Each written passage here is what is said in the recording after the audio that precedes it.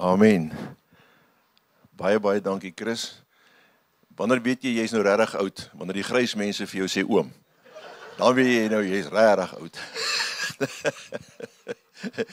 Nee, maar dit is 'n groot voorreg om hier by julle te wees. En dit is die eerste keer wat ek in hierdie gemeente kom, maar ek het daarom gelukkig hierdie herderspaar bietjie al begin leer ken, doen in Pretoria se wêreld of in Joburg se wêreld. So, maar baie dankie dat ons hier kan wees en dat julle vriendelik is en julle kyk selfs met vriendelike gesigte na my vanmôre. So dit wys jou dan ek voel tuis in hierdie plek. Maar weet julle wat, daar's iets wat my bietjie senuweeagtig maak. En dit is dat ek was op Tsanien op skool Merensky en my hoofmeisie het nou vanoggend kerk toe gekom om my te kom check en te weet dat ek nie nonsens praat nie. So dit maak my bietjie senuweeagtig.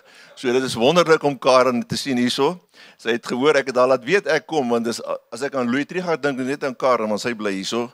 Verder weet ek nie van Louis Trichardt nie, maar nou het ek dan hierdie mense ook leer ken. So en ek leer julle ook nou ken hier. So maar dit is dan wonderlik, né? Ek is nou 45 jaar getroud en Karen ons het reunie gehad, ons 50ste reunie laas jaar, skoolreunie. So ons is regtig oud, julle kan nou maar sien. Maar Karen het nog nie eens grys geword nie. Kyk hoe mooi lyk sy. So nou ek wil net sê om Erik en nou Frik saam te hê is ook wonderlik. Ons het nou Kiani gepreek Vrydag aand en Frik het nou gisterand, Erik het gisterand ook gepreek, ek het Vrydag aand daar gepreek en ons het bedien.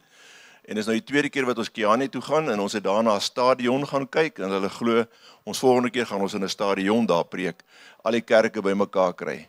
So nou Erik, weet jy waar begin dit alles? Erik, ons het 'n gemeente in Pretoria op 'n bergie, op 'n koppie, en bonatuurlik het ons daar uitgekom, dis Erik se grond. Maar nou het ons hier ons 'n plek daar by hom, 'n lekker saal waar ons nou kerk hou, maar hy het gegaan in die res van sy plot, 'n groot deel daarvan, 'n hektaar het hy in 'n prayer mountain omskep. En daar kom tot 150 mense op 'n slag wat daar kom bid. En hulle bid dwars deur die nag.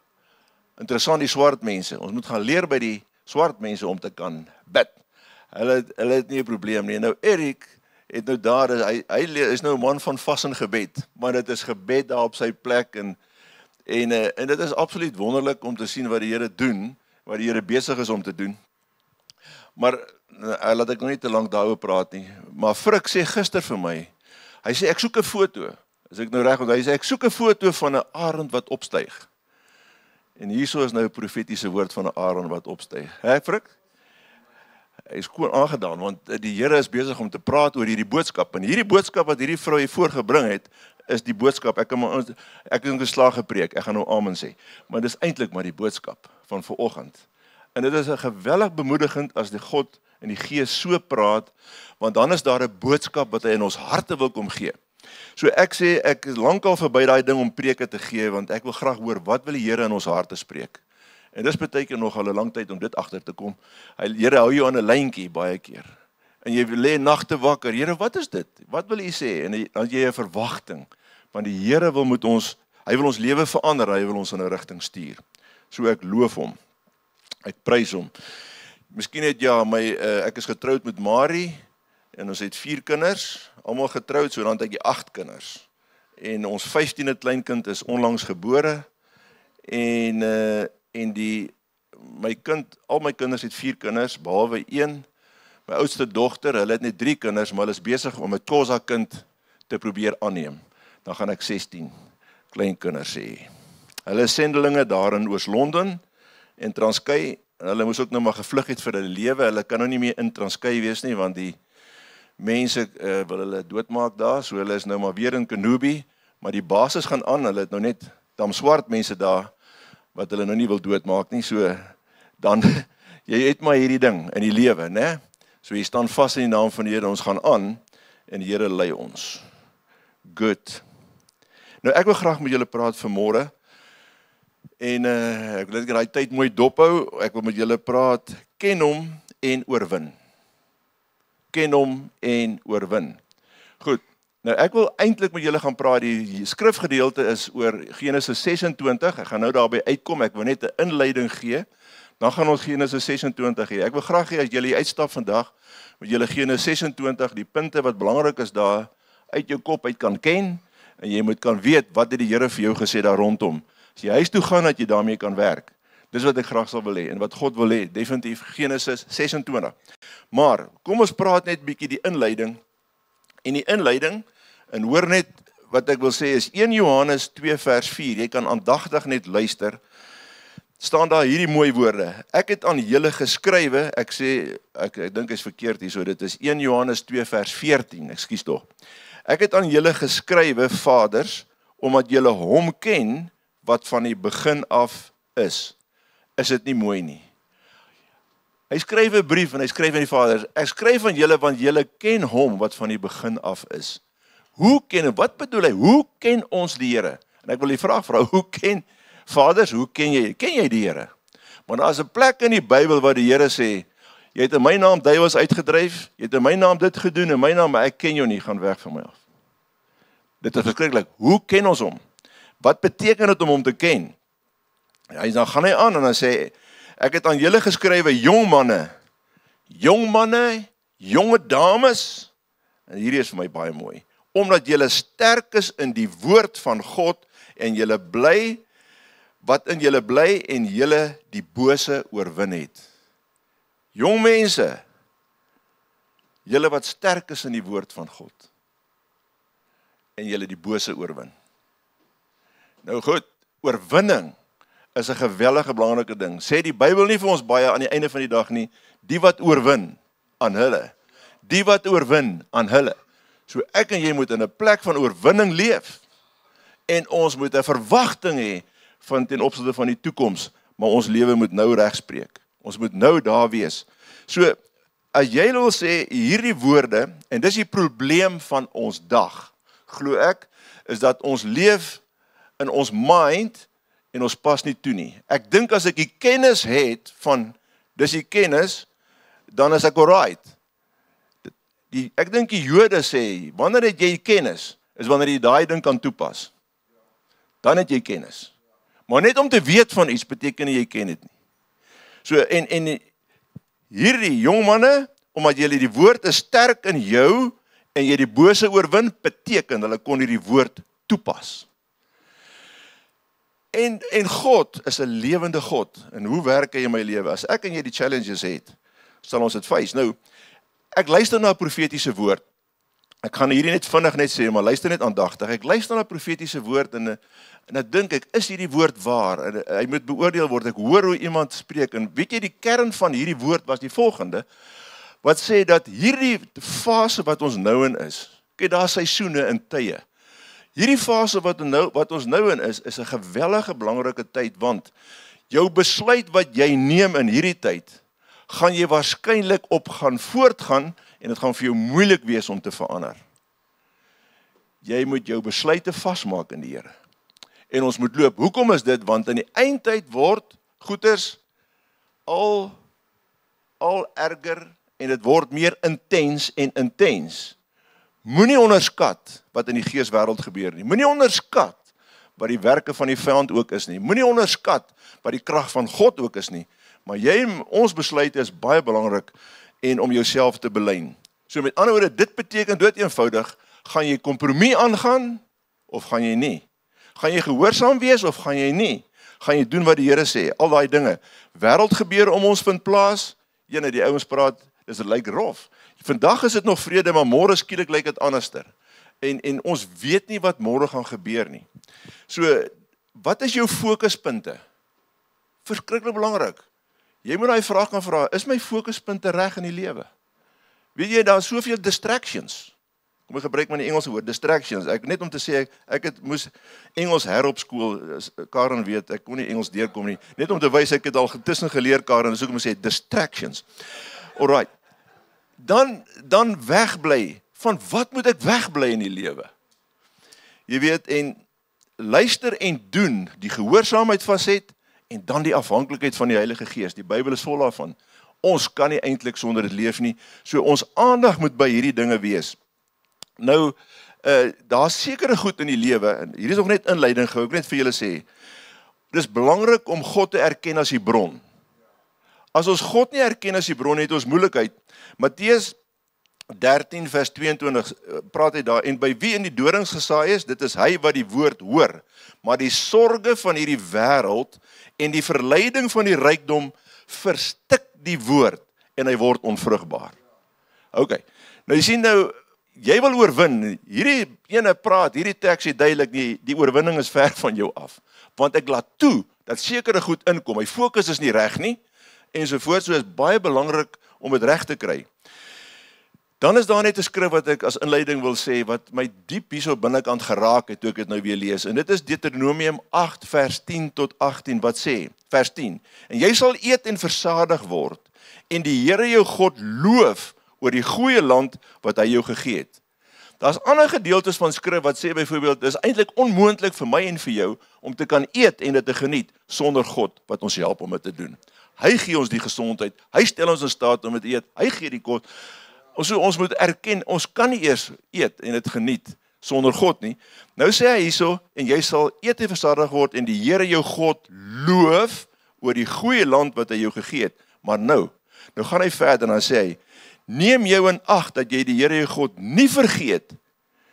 Nou jy sien, nou kom hy eintlik en sê, luister, maar julle bedrieglik is eintlik die hart, want julle vergeet so maklik. En dan kom julle by 'n punt, en ek gaan net vinnig aan, ek spring sommer net so 'n bietjie, en hy sê, en jou hart hom dan verhef, dat jy die Here jou God vergeet. 'n Verheffing van die hart vind net so plaas. Ons moet erken, dis wat die Bybel sê, Jesus sê in Johannes, hy sê, sonder my kan julle niks doen nie. So ons moet erken, sonder hom kan ons niks doen nie. Die feit dat ons kan dink, veral op my ouderdom, die feit dat ek nog helder van verstand kan wees. Ek dink ek is helder van verstand, miskien dink my vrou nie meer so nie, maar sy dink nog so. Ons kan helder van verstand wees, en dit is God se instaatstelling wat dit vir ons gee.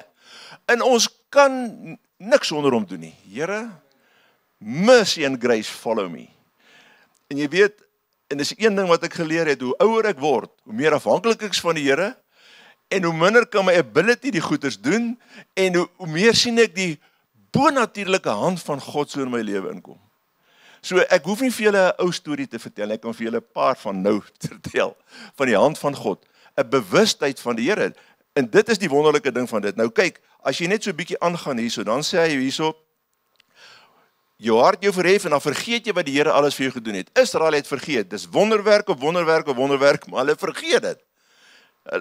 Nou vers 17, en jy in jou hart dan dink. Jy sien, nou sê die Here, hy sê, dan dink jy in jou hart, my krag en die sterkte van my hand het vir my hierdie rykdom verwerwe. En ons kom daar, dis ek wat hierdie rykdom verwerf het, dis ek wat dit bemagtig het. Maar dink aan die Here jou God, dat dit hy is wat jou krag gee om rykdom te verwerwe. Dat hy sy verbond kan bevestig wat hy aan jou vaders met 'n eed beloof het, soos dit vandag is. Wow!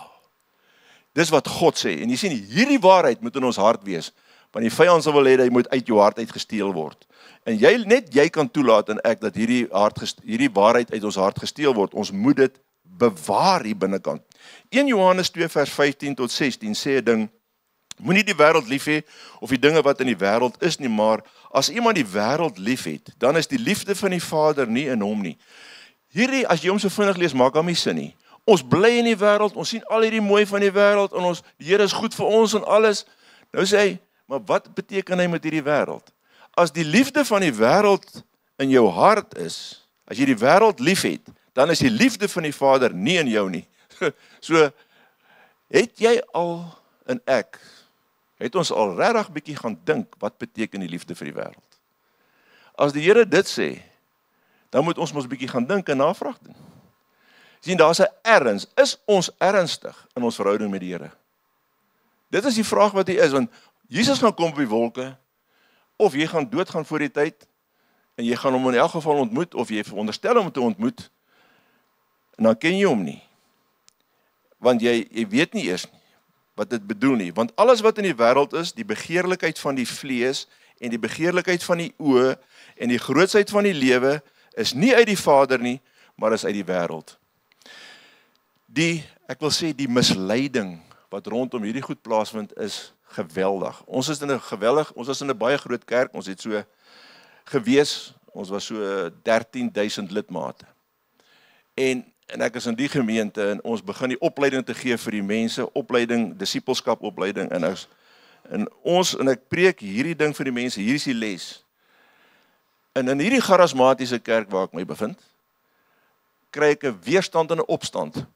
Nee, maar moenie vir ons hierdie eenvoudige lessies gee nie. Ons ken hierdie lessies. Gee vir ons ander inligting. Wow, en ek is geskok tot in my wese. Want die mense wat voor my sit, ken hierdie skrif, maar die toepassing daarvan weet hulle van niks nie. Maar hulle wil nie hoor nie. In die charismatiese kerk. Mense, as ons by daai plek kom, dan is ons op die afgrond. Wat praat die Gees van God die binnekant? Jy sien, wat is die wêreld? Is dit jou status? Jy sien, hoe sien jy jou status? Hoe jy dit sien? Jou besittings, jou leuns wat vertel word, tweedrag, verwaandheid, hoerery, onreinheid, mag, kompetisie en wetywering, oneerlikheid, selfsug, selfverryking, haat en woede, alles deel van die wêreld, maar wat nog meer? Jy sien, hoe jou gesindheid, hoe ons kyk na dit. Nou, kom nou by waaroor ek nou gou wil praat met julle. Genesis 26. As jy in jou Bybel het en jy kan soontoe blaai, sal dit 'n goeie ding wees. En ek wil hier so 'n paar punte net uitlig vir julle. Wat hier gebeur het, is Isak en Rebekka. Julle weet, Abraham, die seun Isak, hy het nogal gesukkel om daai seun te kry, maar die Here het hom gehelp. Maar daar is 'n plan, en hy kry vir Isak.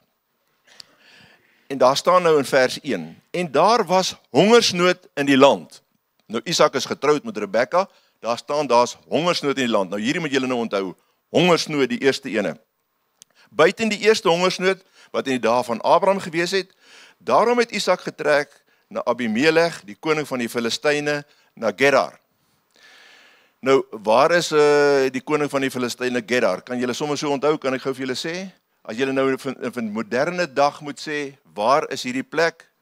Wie kan my help? Gaza. Gaza, as ek nou reg die naam Gaza, dat spreek 'n bietjie anders uit. Gaza, daar waar die groot gevegte nou aan die gang is, dis die plek van die Filistyne. Die naam Gerar is 'n dorpie daar binnekant, in Gerar, in daai plek. Nou, as ons nou vandag dink ons nie so daaraan nie, maar dis die land van die Filistyne. Nou hoor nou hierso wat hy sê, en die Here het aan hom verskyn, en die Here verskyn aan hom, tweede merkie, die Here verskyn aan hom. En hy sê vir Isak, moenie aftrek na Egipte nie, woon in die land wat ek jou aanwys. Vertoef as vreemdeling in hierdie land, dis nou die land van die Filistyne, en ek sal met jou wees en jou seun, want aan jou en jou nageslag sal ek al hierdie lande gee. Ek sal die eed bevestig wat ek vir jou vader Abraham gesweer het, en ek sal jou nageslag vermeerder soos die sterre van die hemel, en aan jou nageslag al hierdie lande gee, en in jou nageslag sal al die nasies van die aarde geseën word. Omdat Abraham na my stem geluister en my ordeninge en my gebooie, my insettinge en my wette onderhou het. Hier gee hy vir hom, hy praat met hy sê vir hom, Here verskyn, jy gaan nie Egipte doen nie, want in Egipte is kos, en Isak is op pad Egipte toe. Maar Here sê, jy gaan nie soontoe nie, hy verskyn aan hom. Jy bly net hier, tussen die Filistyne, want hierdie land gaan ek vir jou gee. Dis interessant, die Here sê, hy dit beloof van Abraham, nou herhaal die Here die belofte. Sien julle hoe werk die Here? Hy herhaal die belofte. Met ons vleeslike oë sien ons die probleme. Ons sien sommer self die plan. 'n Boer maak 'n plan. Ek wil my plan gaan doen. Wat sê die kleerder in die Kaap? Ek het 'n plan. Die boer maak 'n plan. Nou jy voel so, maar God sê, my plan is die plan. En jy dink nie sy plan is goed nie, want dit maak nie vir jou sin sy plan nie, maar hy sê, bly net hier. Jy sien, en hierdie is 'n geweldige belangrike goed. Dan kom hy en hy bevestig met sy belofte. Dis wat ek reeds gesê het. My kind, kyk net 'n bietjie, wat het ek al reeds in jou lewe vir jou gesê? Maar jy mis uit, jy gee nie aandag aan wat ek al reeds vir jou gesê het nie.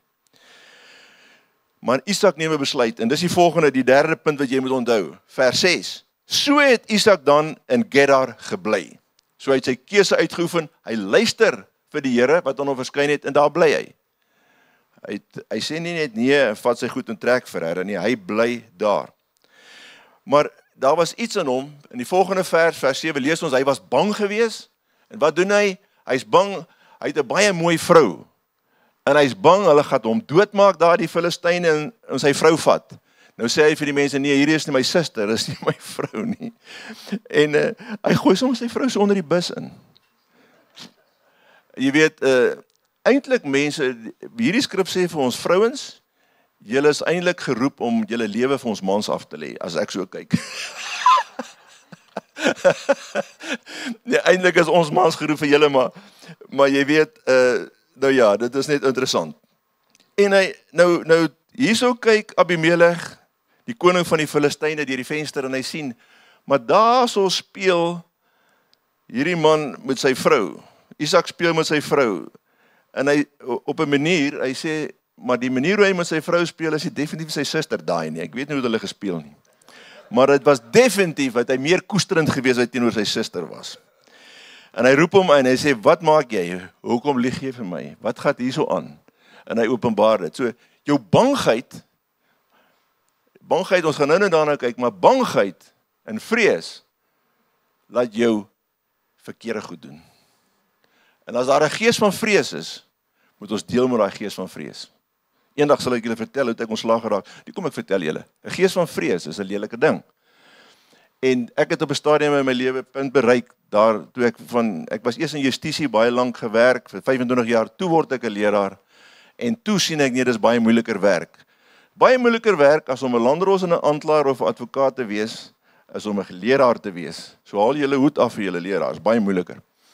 Want dit is geesgoed en jy weet nie hoe om hierdie goed te hanteer nie, en die aanvalle kom en jy weet nie as jy nie begin is nie. En ek het op 'n stadium net op 'n vloer neergeval en gehuil. Ek het nie geweet om hierdie gemors te hanteer wat hier om my aangaan, in hierdie massive kerkie. En my vrou kyk my so, wat gaan hier aan? En sy bel die disippels wat onder my was, en een van hulle was 'n polisieman en die ander was 'n brigadier, in die tronk, en die ander ene was 'n elektriesien, en die ander was 'n tandarts, en so gaan hulle aan. En hier kom hulle aangejaag aan my, wat gaan aan met jou Jan? Nee, wat, my vrou het nou weer geskinder.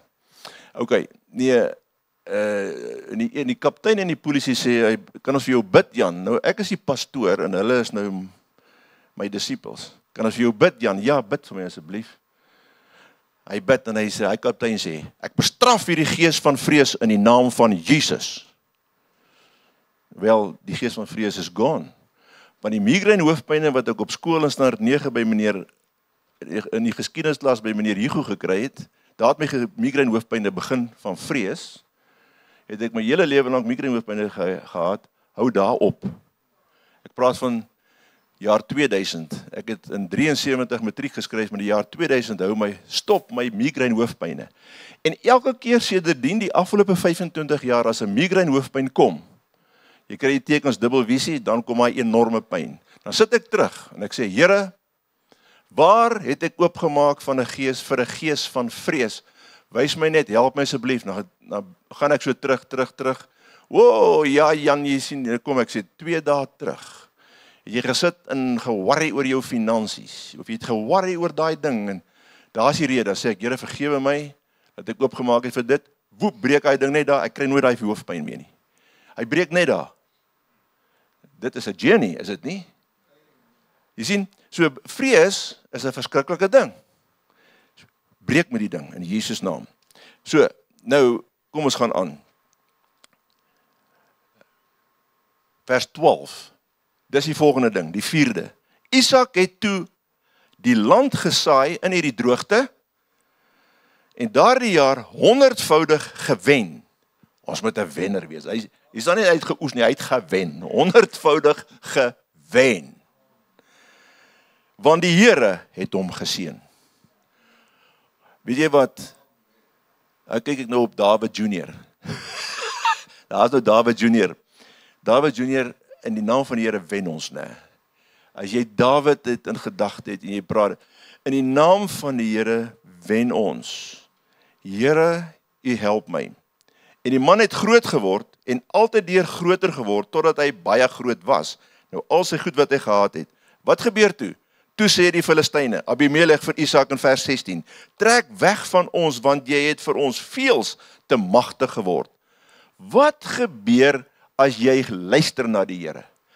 Wat gebeur in jou lewe as jy die woord begin leer en soos hierdie jong manne die woord kragtig in jou het en jy begin hom toe te pas? Jy begin die bose te oorwin en wat gebeur daarmee saam? 'n Autoriteit staan in jou op en jy begin in die autoriteit van die Gees te beweeg en mense met ander geeste word bietjie bang vir jou. Jy's nie bang vir hulle nie. Dis wat in die Gees gebeur. Jy sien, en God wil ons by daai plek ry in ons lewe waar ons is. Nou Isak het toe weggetrek van daar af. En in vers 23 staan daar, en daarna het hy van daar uit toe verder getrek. Jy sien, ou Isak was eintlik tussen stasies. Hy was tussen stasies en die Here sê vir hom, bly by hierdie stasie by Gerar. En toe die Filistyne hom nou wegjaag, is hy nou verder tussen stasies. So die stasies waar hy gaan, nou ook 'n Here, nou moet die Here vir hom wys. So ek en jy ook, as jy in tussen stasies is, waar is die volgende stasie, Here? Of moet ek hierso bly? Daarna het hy van daar opgetrek na Berseba en die Here het aan hom in dieselfde nag verskyn. So die tweede keer verskyn die Here aan hom en hy sê vir hom: Ek is die God van Abraham jou vader. Moenie bang wees nie, want ek is met jou en ek sal jou seën en jou nageslag vermeerder ter wille van Abraham my knegt. Hy deel met die vrees. Die Here kom. Hoe belangrik is dit nie? Wat gaan in jou lewe aan? Worry jy oor die toekoms? Worry jy oor jou gaan jy genoeg geld hê vir jou ou dag? Gaan jy dit of wat ook al? In vers 28, toe antwoord hulle, ons het duidelik gesien dat die Here met jou is. Daarom het ons gedink, laat daar tog 'n eed tussen ons wees, tussen ons en jou, en laat ons 'n verbond met jou sluit. Jy moet ons geen kwaad doen nie, net soos ons jou nie aangeraak en aan jou niks as goed gedoen het nie, en jou 'n vrede weggestuur het. Jy is nou eenmaal, hoor hierso, jy is nou maar eenmaal die geseënde van die Here. As jou vyande vir jou dit sê, jy's 'n geseënde van die Here, dan moet jy nou weet, daar het iets gebeur hier binnekant. In vers 28, ons het duidelik gesien dat die Here met jou is. Wow, mense, ons het duidelik gesien dat die Here met jou is. Kom ons, dis 7 punte wat ek nou vir julle uitgelig het. Ek wil gou net met julle begin net praat oor die eerste ene. En ek het daarom nog tyd vir dit. Eerste ene, hongersnood. Wat gaan in jou lewe aan? Kan jy sê, jy beleef geestelike hongersnood? Beleef jy op, wat is die uitdaging wat ek en jy vandag na kyk? Weet jy, daar's geweldig baie goed wat mense hier dra, hier binnekant dra. En Erik praat, en hy praat oor situasies in villages waar ons beweeg. Weet julle daar eintlik, ons sê so, daar's villages, waar daar omtrent nie 'n kind is, wat nie seksueel gemolesteer is nie. Daai vlak van die pyn en die goed wat 'n mens beleef en van hoor, is skrikwekkend. Nou, wat is die uitdaging van daai kinders?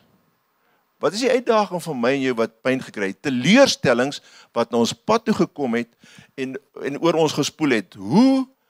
Wat maak ons met daai goed? Ek wil jou sê, ek kyk na 'n video, weet nie hoe hierdie video gekom het nie. Partykeer het 'n ding net 'n vermoë om hier te kom op 'n YouTube of jy kyk hierdie video. En hier praat 'n man oor die Boereoorlog. En hy praat oor die kindertjies wat in die Boereoorlog in die konsentrasiekamp lyk my dood is. Iemand het navorsing gedoen en die kinders is op 'n plek begrawe. Maar dan sê hy maar daar is 37 kinders wat apart begrawe is. En hierdie man kom en hy sê en hy noem 'n vrou se naam wat navorsing gedoen het. Nou dit gaan nou nie oor die akkuraatheid van die inligting nie, maar wat hy sê en hierdie vrou het gesê dat daar 287 vrouens het verklaringe gemaak na die Boereoorlog van verkrachtings toe die Engelse hulle kom haal op die plaas as hulle verkrag. Nou jy weet, in die konsentrasiekamp is daar dan kindertjies gebore. En ek lei af dat daai kindertjies wat uit daai verkrachtings gebore is eenkant begrawe. Ek lei nou so af. En hierdie man sê net 'n ding wat ek nou eintlik by wil uitkom. Hy sê, hulle het altyd vir sy ouma gereeld daar gekry. Nou sit sy op die stoep. Nou tuur sy in die verte en die trane loop oor haar wange. Dan sê hulle, ouma, is jy okay? Ouma, is jy alright? Dan sê sy, wat maak keer, ouma? Niks nie, my kind. Weet jy dat in Suid-Afrika, elke 12 minute dink ek, word 'n vrou verkragt? Weet jy dat 40.000 verkrachtings per jaar? Ek sê plus minus. Weet jy kyk na 'n vrou wat in die straat loop, en vrouens wat in die straat loop, en hulle is daar's 'n smile. Maar wanneer daai vrou alleen is daar 'n traan wat oor haar wange loop, en niemand weet nie, want die binnekant word 'n pyn gedra. Daar's hongersnood. Wat gaan jy doen? Waarheen is daai mens op pad? Maar die Here sê, daar's 'n pad vir jou, daar's 'n plek vir jou, vir elke mens. Wat is jou teleurstelling? Wat is jou pyn? Jy weet, in God kom, en die Heilige Gees sê, ek wil met jou praat. Ek het 'n pad vir jou. Daar's nie een mens op hierdie aarde, vir wie hy nie 'n pad het, en 'n plek het nie. Wat is daai antwoord? Wat is daai antwoord? Die volgende ding gaan oor hierdie verskyn. En die Here het aan hom verskyn en gesê, moenie aftrek na Egipte nie. Weet jy sê, maar die Here het nog nie aan my verskyn nie. Dit is so, die Here sê baie keer, jy het hom nie gesien nie, maar die wat glo en geloof, al het hom nie gesien nie, dis hulle. Maar die Heilige Gees praat met ons. Hoe ernstig is jy? Partykeer gaan jy sê, nee, maar ek weet nie of dit die Heilige Gees is nie, ek weet nie of dit die Here is nie. Maar die Here sê, elkeen wat my naam aanroep, hy sal daar wees. As ek en jy die Here uit desperaatheid aanroep, gaan hy jou leer wat sy stem is. Hoe werk hierdie stem? Jy weet, nou die oggend, ek dink sommer net aan 'n ding, nou die oggend, hoe werk sy stem? Is ek by die huis, en ek word wakker, hier vroegoggend, en ek is nou lekker vies, ek wil nie nou opstaan nie. Nou lê ek hier so van 3 uur tot so 4 uur se kant, lê ek in die bed. Nou bid ek maar sommer so, en ek wil nou weer slaap, maar ek kan nie slaap, en ek weet, die Here, nou is ek nikkerig, nou loop ek na die studeerkamer toe, nou gaan ek sommer werk. Ek het nou nie lus om ander goed te doen nie, ek gaan nou werk. Toe ek hy studeerkamer se deur so intrap, hoor ek 'n stem. Jy gaan nie hier in nie, gaan sit daar in jou vrou se donker studeerkamertjie, ek wil met jou praat. Gelukkig, luister, ek sluip uit, en ek gaan sit in daai donker kamertjie van my vrou, nou sit ek 4 uur die oggend daar. Nou sit ek net, doodstil, ek sit net vir 'n halfuur sit ek en wag. Hier hoor ek die stem. Bid vir daai paartjie in jou kerk, hulle wat swanger is. Bid vir hulle. Nou begin ek te bid vir hulle. Willem en Mia. En ek bid in die Gees, en ek bid in die Gees, en dan bid ek vir hulle, dan bid ek in die Gees, dan bid ek sommer vir iemand anders, en dan bid ek maar weer vir hulle, en ek gaan aan. 4:45, voel ek is klaar. En ek staan op, en ek gaan studeerkamer toe, daar begin ek te werk. Weet jy, ek het nie lang gewerk nie, uur of wat, hier so WhatsApp, van Willem. Klein Mia is gebore. Wat? Ek het nou net vir Mia gebid, in die geboorte gebid, ek het nie geweet, dis daar.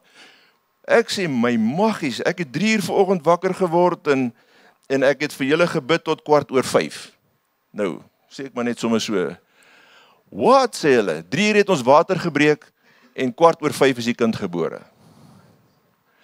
Goed, kom ek gou vir jou sê, daai stemmetjie wat daar met my praat, het ek mos nou leer ken. Weet jy hoe maklik is om vir daai stemmetjie nee te sê? Weet jy hoe maklik is dit? Ons moet die stem van die Here leer ken en koester en vertroetel die binnekant, want dit is jou lewe in die tyd wat voor lê. En dit kom uit verhouding uit met die Here. Ons moet dit nie mis nie. Die Here, kom, kan ek vir julle 'n ander storie vertel? Waar is die tyd? Ek gaan vandag maak. Ek hoor 'n storie nou van Dr. Joop de Wit. Dis ook 'n skoolmaat Daleen se man. Hy is daar in Pretoria. Hy vertel my laasweek. Hy vertel my van Chappies van Vuren. Chappies van Vuren was die hoof van die teologiese fakulteit van Universiteit van Pretoria in die jaar toe ek nog hierso net toe ek hoërskool toe gaan, standaard 6. Daar rond. Dis nou nog Dis nog amper voor Christus. So lank terug was hy die hoof van daai fakulteit. Hy was 'n dopper gewees, in die dopperkerk, en hy sê vir my, Joop sê, hy kom by universiteit, en nou wil hy hierdie man gaan sien. Joop ken nie nog die Here nie, hy is glad nie gered nie, maar hy het nou afspraak met hierdie man. Nou waarsku die ander mense om hom, jy moet pas op vir chappies van Vuren, want sy siening is nie meer lekker nie. Jy moet pas op vir hom. En hy gaan, hy praat met hom, maar daar's nou niks nie. Maar Joop agterna kom tot bekering. Hy neem die Here aan, hy word wedergebore, en nou Joop gaan weer na chappies toe, en hy sê vir chappies, maar hoekom praat die mense so oor jou, en wat gaan aan? En die chappies vertel hom sy storie. Nou chappies is hier op af tot die ouderdom, ou man, hy is seker my size nou, gewees daai tyd. En hy vertel vir hom, hy sê, wie wat in my gebeur? Ek raak oud, nou kan ek nie meer nagte deurslaap nie, ek kan ook nie lê nie. Dan staan ek nou maar op en dan gaan werk ek in my studeerkamer in die nag.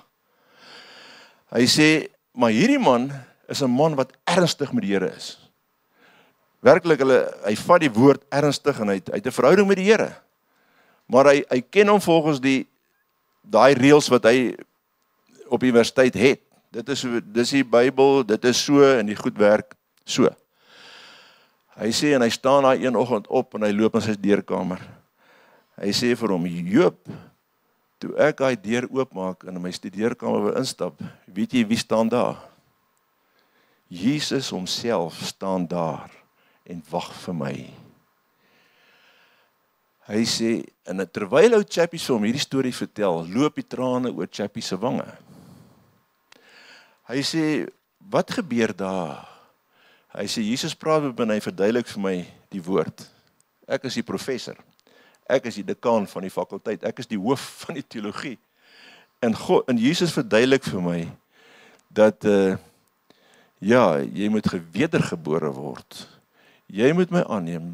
Jesus verduidelik vir hom, jy moet gedoop word in die Heilige Gees. Hy sê, daar ontmoet ek my God. Daar ontmoet ek vir Jesus. Daar word ek gedoop in die Heilige Gees. En spreek ek in 'n taal. Daai aand deur Jesus wat my ingewag het. Wat doen hy? Die volgende dag bel hy vir Justus Du Plessis, wat oom Heilige Gees was, sy naam, hy was by die AGS kerk. Hy sê vir hom, jy moet dringend kom, want hierdie het nou my gebeur. En Justus kom aan, hy sê vir hom, hy verduidelik uit die Bybel vir hom weer, hy sê, dis wat met jou gebeur het, maar nou moet jy gedoop word in water. En Justus doop hom in water. En dit is hoekom. En chappies van Vuren se lewe verander. Weet jy, ek wil vir jou sê, en God het verskyn aan Isak. En hy het vir Isak gewys, God wil met jou praat. Hy het 'n afspraak met ons verseker, hy het 'n afspraak met jou, nie net een afspraak nie. Elke dag wil hy met jou sit. Om elke hoek en draai wil jy moet van hom bewus wees. Hy wil met jou praat. Hy wil met jou praat, geef hom 'n kans of is ons te besig. Hy wil jou lewe verander.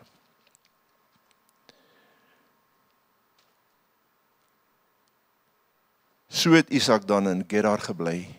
Die gehoorsaamheidsding is 'n moeilike ding. Om gehoorsaam te wees terwyl jy dit moeilik gaan, is 'n moeilike ding. Om gehoorsaam te bly terwyl jy aangeval word en sleg gesê word en verdag gemaak word en die armoede is hier so om jou, voel jy, en hoe gaan ek maak? Jou planne werk nie uit nie. Die vraag is, wat sê die Here? Jy sien, ek en jy kan nie op die vliegtuig klim en verhuis na 'n ander land, Amerika of vlug nêrens heen nie. Nie na 'n ander dorp nie, nie na 'n ander werk nie. Jy moet by die Here hoor. Hy weet. En hy sal jou lei en dit sal wel wees met jou. Watter besluite moet jy in jou lewe neem? Ons moet by daai punt kom wat ons nie bang moet wees nie. Ons moet vir die Here vra. Jy weet, hierdie ding, as ek het met vakansie gegaan nou. Ek en my vrou 2 maande lang verlof. 1 Desember tot einde Januarie.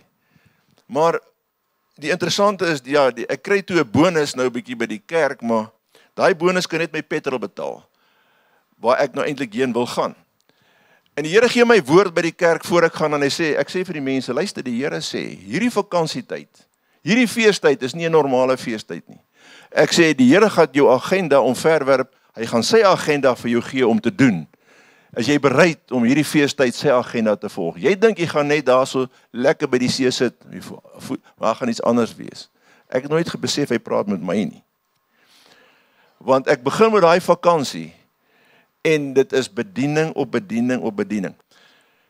Ons het 60 mense bedien in 60 dae, waar ons ten minste 3 ure elkeen met elkeen spandeer het. En jy wil weggekom het van mense af, maar die Here het agenda. Maar die glory van die Here was fenomenaal. Ek het meer goed gesien en beleef daai tyd, as my hele bediening saam amper.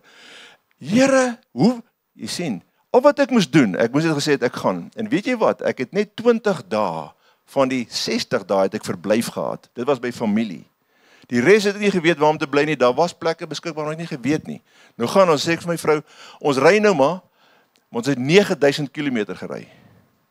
Sê ek vir ons, ry nou maar as ons nie meer blyplek het nie, ons het seker betaal nie, kom ons huis toe.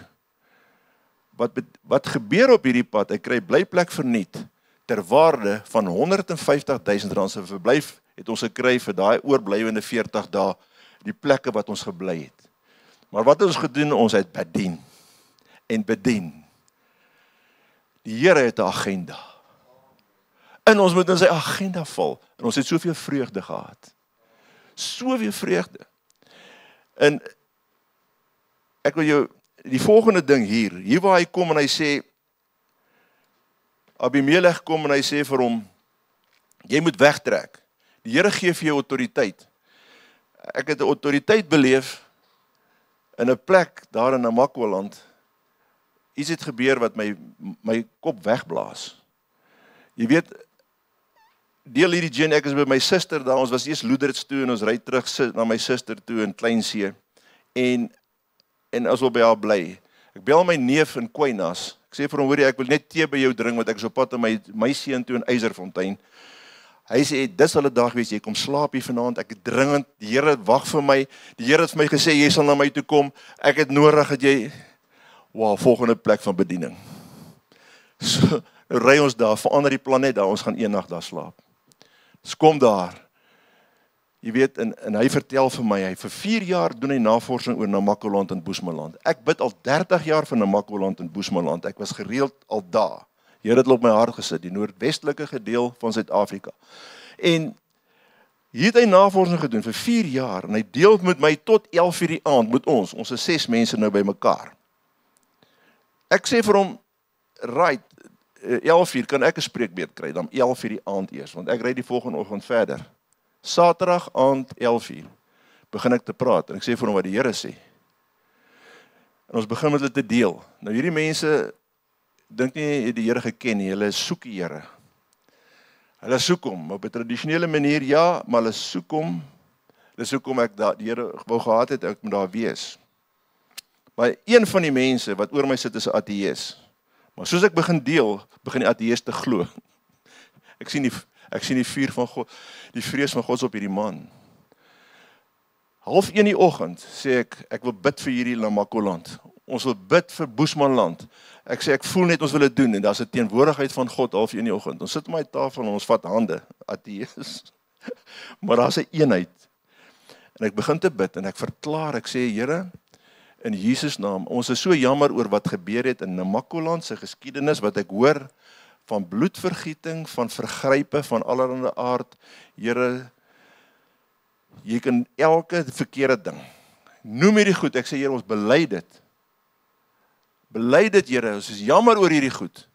Maar nou vra ek, Here, die engele wat hier oor hierdie gebied gestuur het, die weermag van God wat oor hierdie gebied is, ek bid nou, Here, dat hier 'n herstel kom. Ons kom verklaar dat geregtigheid sal geskied.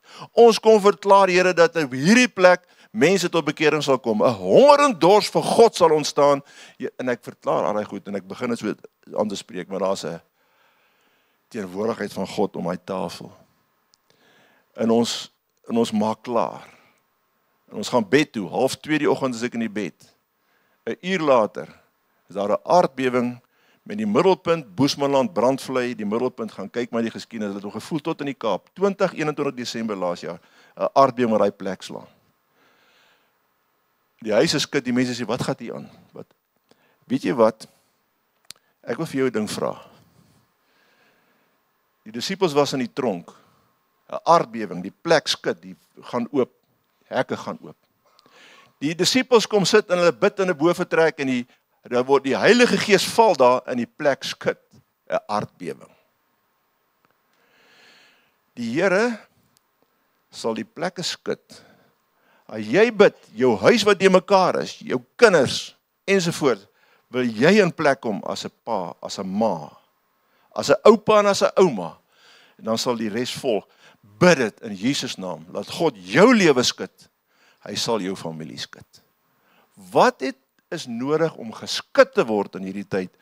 Die autoriteit wat God vir ons gee in Jesus naam, is Here, ek kan nie. Sonder U kan ek niks doen nie, maar dankie dat U in my woon.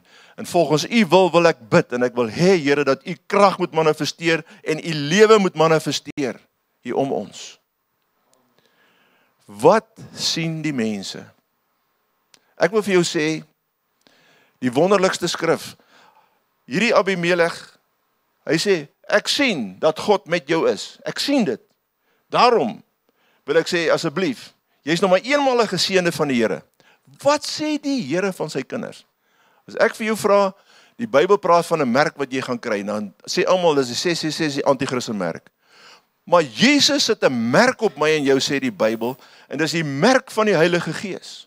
Hy sê in 2 Korintiërs 1 vers 20 tot 22, kan jy maar gaan lees, sê hy daarso, dis God wat jou bevestig, dis God wat jou salf, dis God wat jou, sy seël van die Heilige Gees op jou sit as onderpand.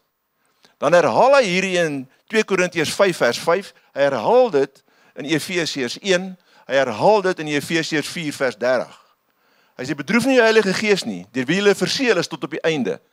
In daardie tyd het hulle 'n pakkie gevat, dan verseël hulle die pakkie, en hulle sit 'n stempel op daai pakkie. En dit beteken, so wat beteken hierdie verseëling wat die Heilige Gees op ons sit? Dit beteken doeteenvoudig, dat jy is gewaarmerk oor die waarheid van hierdie. Dis 'n gewaarmerk wat daar staan. Die egtheid van hierdie pakkie is gewaarborg.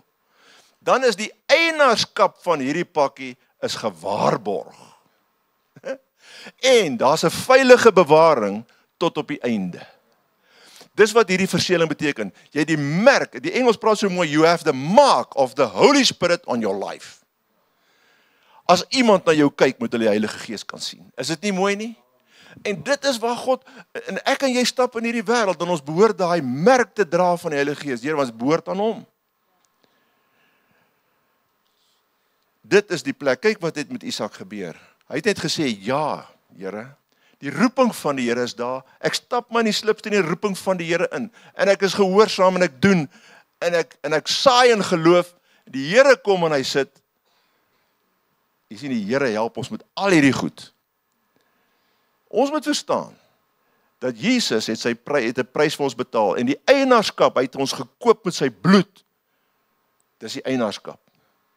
En hy kom sit sy Heilige Gees as stempel op ons en sê, daar's my merk. En ons kan deur die Heilige Gees lewe. Maak nie saak wat om ons gebeur nie. Ons stap in geloof uit. Sê, Here, kom help ons. Nou, ek sluit af. Dan gaan ek 'n gebed wil bid.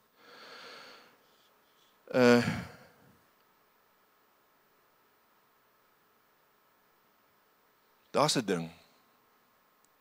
Oor al hierdie goed, weet jy wat sê die Here? Maar nou die dag maak hy my wakker, en ek kyk op die foon, 333. So is 33 minute oor 3. En ek worstel oor 'n ding. Ek moet 'n antwoord gee, daar's iets wat die Here vir my sê, gaan waarsku, en ek moet gaan waarsku. En toe ek klaar geworstel het, en ek kyk op my foon, toe sit 555. Ek sê, maar dis baie snaaks. En ek kyk Jeremia 33 vers 3 sê, roep my aan en ek sal jou antwoord en jou bekend maak groot en ondeurgrondelike dinge wat jy nie weet nie. Dis waar ons moet leef. Here, kom vertel my, 'n verwagting, Here, dat U in my lewe wil wees. Here, U wil my antwoord. U wil vir my sê, Here. In Jesaja 55 vers 5. Nasies sal na jou kom, omdat hy jou verheerlik. Nasies sal na jou kom, omdat hy, Here, jou verheerlik. Nie jy self jou verheerlik nie. Here sê, from glory to glory, hoe meer ons met hom te doen het, hoe meer die heerlikheid. Soek die Here terwyl hy te vinde is. Roep hom aan, terwyl hy naby is. Jy sien, as die Here wil hê, raak betrokke. En ek voel net, dat miskien praat die Here ook met jou, want hy praat ernstig met my vrou, met ons daar in die gemeente, en ek dink is dieselfde met julle. Here, Here, kom help ons. Daar op hy prayer mountain. Jy weet, is wonderwerk op wonderwerk. Daar's Erik. Jy weet, Erik was in Afrika, en hy's in 'n motorongeluk deur in Afrika. En Erik breek sy nek. Hy sê dit klap soos 'n .2 Hy lê daar onder die kar. Sy nek is gebreek in Afrika. Maar toe dit gebeur, toe sê hy in Jesus naam. Jy sien, there's the key. Wat is die gevolg? Vir 3 dae ry hy op 4x4's op slegte paaie waar hy skit. Sy nek is af. Vat 3 dae voordat hy by die hospitaal hier in Suid-Afrika uitkom. Hulle neem die plate en hierdie chirurg kyk na hierdie goed, sê hy, daar's nog nie tyd dat hy dit moet vertel nie, hy sê vir my, die chirurg sê, what? Dan gaan hy aangaan met die ander operasie, breinoperasie wat hy mee doen, dan kom hy weer terug, nou kyk hy, want dit is nou dringend hierdie storie. Impossible, hy sê vir hom, is onmoontlik dat jy kan leef. Hy sê, maar kan jy jou arms beweeg? Ja, ek beweeg my arms, kan jy voel? Jy kan alles voel. Jy mag nie eens leef nie, nou voel jy nog. Jy moet verlang wees, is impossible. Hy sê, ek lei mense in Frankryk nou op oral, maar ek moet my boeke herskryf aan wat ek hierso sien. So, wat gebeur? Dit is die krag van God, die afhanklikheid van Jesus Christus. Mense, ons moet, die Here daag my uit oor dit, want dit is asof ons nie wil glo nie, ons wil nie hierdie goed sien nie. Here Jesus, kom na my toe. Kom help my, Here Jesus. En ek voel net, dat ons, miskien wil jy bagasie aflaai vanmôre. Miskien wil jy vervrees sê om te gaan. En ek wonder, Chris, ek wil dalk 'n gebed doen, wat, as jy hardop agter my kan aanbid, dan maak ons vandag, dan sê ons vir goed net, ons maak verklaringe vanmôre oor ons lewe. En sê, Here, kom help ons op hierdie pad vorentoe. Kan as ek dit so doen? So kom ons staan. Kom ons staan. Dankie Jesus. Jy weet, in hierdie tyd, terwyl ek en my vrou in Goudesmond met vakansie is, sê die Here vir my, gaan woon hierdie Garage Kerk by, nou met hierdie vakansie. Nou gaan ek na die Garage Kerk toe, ek sien daar is 'n vroukie, en die Here sê, julle moet tyd met haar spandeer. Dit is soos dit werk. Ek sê vir my vrou, maak 'n afspraak. Sy kom na ons toe, en ons praat met haar in Kairo, 'n lieflike vroukie, Engels, ek moet nou Engels praat ook, so ek praat net 'n bietjie stadiger. En ons kom agter die vrou, sy 3de man is dood die jaar, net 'n paar maande terug, 3 maande terug. Maar hierdie vrou het deur baie moeilike huwelike gegaan. Sy's abuse, emosioneel vertrap. En ons begin haar te bedien, en my vrou bedien haar, en hierdie vrou huil so.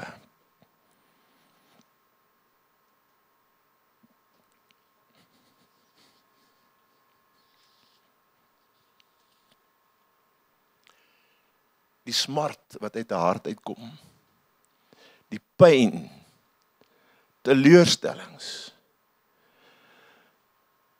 Maar na 3 ure kom die vrede van God, en hierdie vrou se gelaat verander. En ek sê vir hierdie vroukie, hoor hierso, en sy smile, sy sê, wow, ek het nog nooit so goed gevoel in my lewe nie.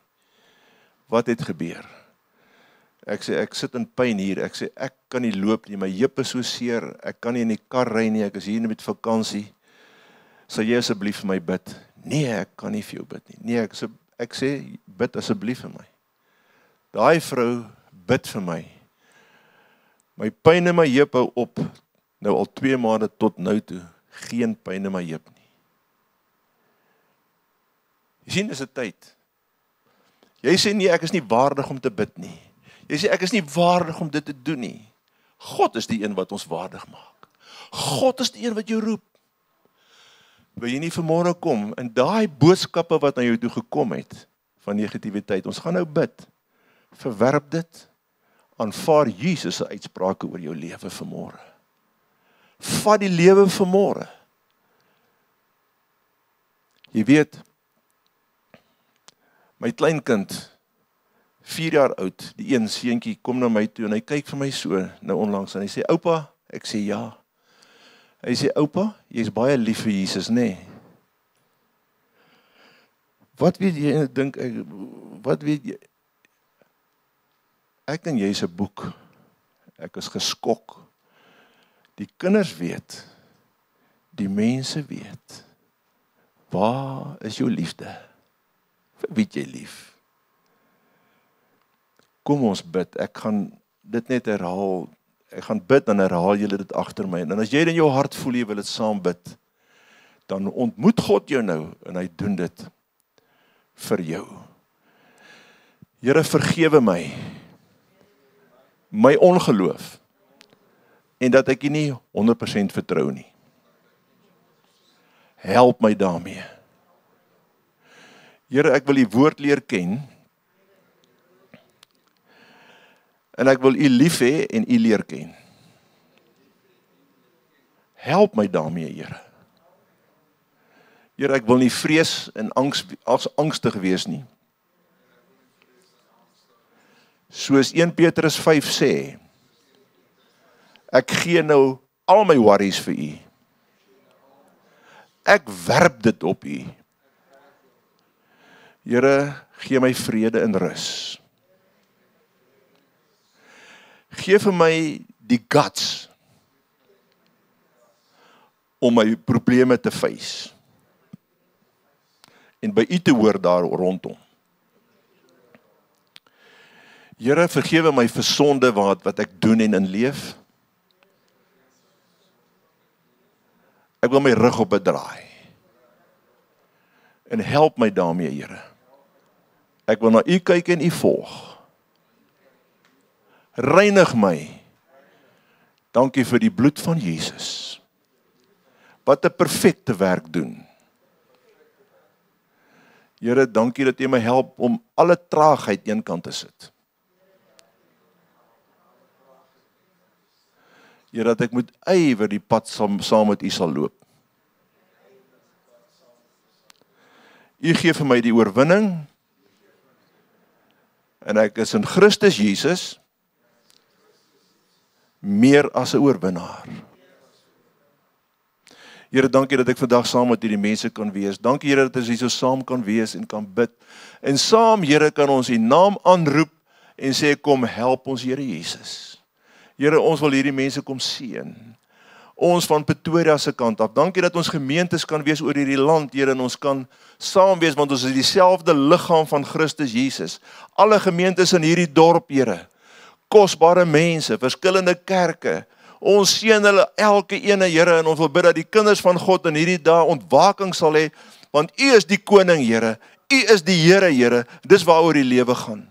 Dankie dat ons mekaar kan aanmoedig, Here, om die pad te loop.